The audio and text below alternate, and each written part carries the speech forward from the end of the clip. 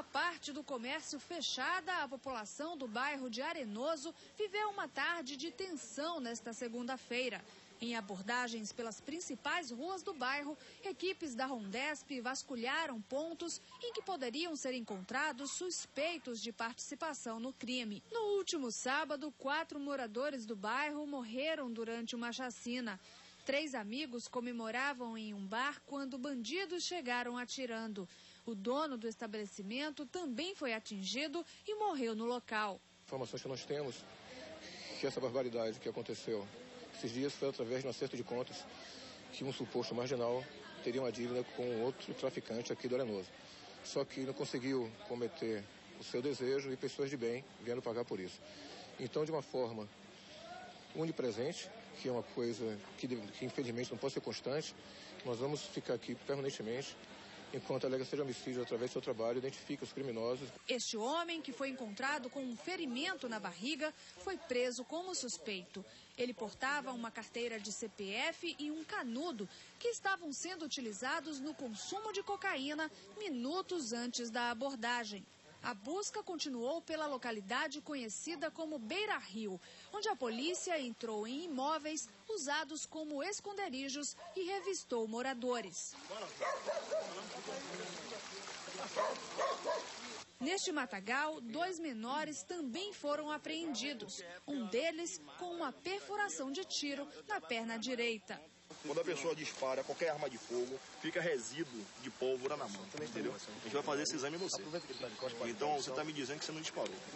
Os 3 foram encaminhados para a Delegacia de Homicídios, onde devem prestar esclarecimentos. Vocês acreditam que essas 3 pessoas tenham envolvimento com a situação do Arenoso, com a chacina ocorrida nesse final de semana?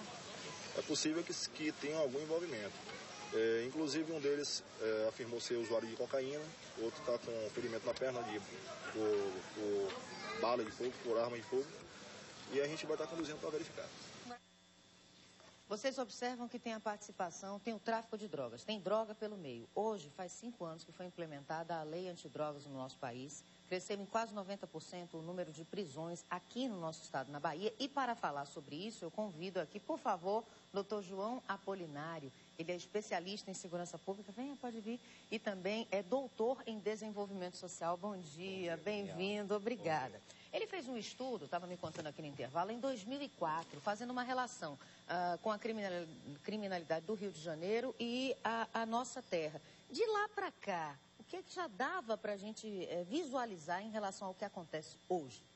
Foi constatado em 2004 que havia um distanciamento do perfil da criminalidade presente na Bahia, em particular em Salvador, com a que já continha no Rio de Janeiro. Nós tínhamos um grande aumento no Rio de Janeiro de crimes de roubo em detrimento de furtos, e aqui em Salvador eu constatei que em 93 houve exatamente a inversão, mais roubos do que furtos, aumentando drasticamente a violência na cidade. Tráfico de drogas está em primeiro lugar no número de prisões e crimes contra o patrimônio em segundo. O que nós estamos fazendo, os órgãos do governo, as secretarias, tem sido o suficiente? O que é que o senhor avalia? Não. O combate ou o controle do crime deve passar pelo crivo da união da sociedade com o Estado. Se isso não acontecer, certamente nós teremos resultados pífios de qualquer política urbana de controle do crime. É notório que hoje em dia se tenha pacto pela vida, mas um pacto entre as próprias organizações do Estado, que é uma coisa meio diferente, porque deve-se ter as organizações de Estados pactuadas para trabalhar para a sociedade e não para elas próprias. Então, nesse sentido, é importante que se tenha ações destinadas para a sociedade.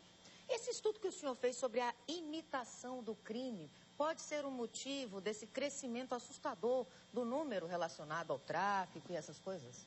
Uma vertente de análise que eu concluí no ano passado, em tese apresentada na universidade aqui em Salvador, é que a imitação é uma das formas de contágio do crime. Então, eu imito um crime que vi ou de forma póstuma, eu trago para o presente crimes que ocorreram no passado. Então, é o que nós verificamos em algum momento aqui em Salvador. Crimes que acontecem no Rio de Janeiro, São Paulo, até mesmo as ações de polícia, elas também são imitadas. A despeito disso, nós temos aqui em Salvador um veículo forte, muito parecido com o do Rio de Janeiro. Então, as mesmas ações para controle da criminalidade, elas também são limitadas. E o que falta? A nossa lei é suficiente, na sua opinião? O nosso Código Penal é bom? A justiça é feita como deveria?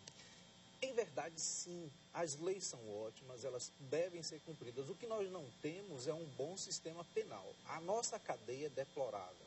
Ela não atinge a finalidade para a qual é criada. Então, é um ambiente nosso desumano. E por isso, o delinquente, quando acessa a questão prisional, ele não retorna com a finalidade da pena cumprida. Então, nós vamos encontrar exatamente pessoas muito mais vorazes para cometer um crime do que ele ingressou na cadeia. Fazendo uma projeção com o que a gente vê hoje, por exemplo, os filhos das usuárias de crack, muitos são abandonados nas próprias maternidades. Qual é o nosso futuro? Dá para, pelo que acontece hoje, para a gente fazer uma projeção do que pode acontecer se a gente não tomar medidas rápidas? Sim.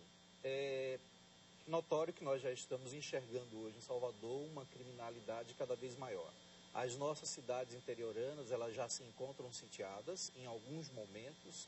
Nós encontramos um volume muito grande de traficantes e usuários de droga, como estamos observando. O outro momento, eu divido isso em 4 momentos. O segundo momento é a constituição do crime em locais próprios, cada bando tem o seu lugar de atuação.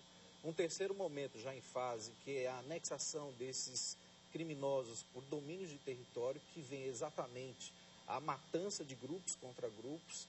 O quarto momento é a conflagração, onde vai ser necessário implementar uma força muito grande para conter essa criminalidade. É o que nós avaliamos que está ocorrendo já no Rio de Janeiro.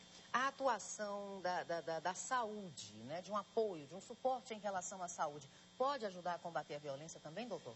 Ela combate a violência na sua forma primária. Então, os grupos de menores que estão no consumo de drogas, eles têm que ter o suporte da recuperação da saúde.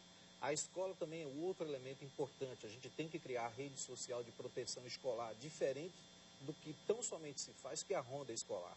Ela é importante, mas essa rede tem que ser ampliada. Alguns atores sociais devem se envolver na proteção da criança. Proteger da criança, sobram aqueles que já passaram por essa fase. Aí vamos para o tratamento dos indivíduos inseridos no uso das drogas.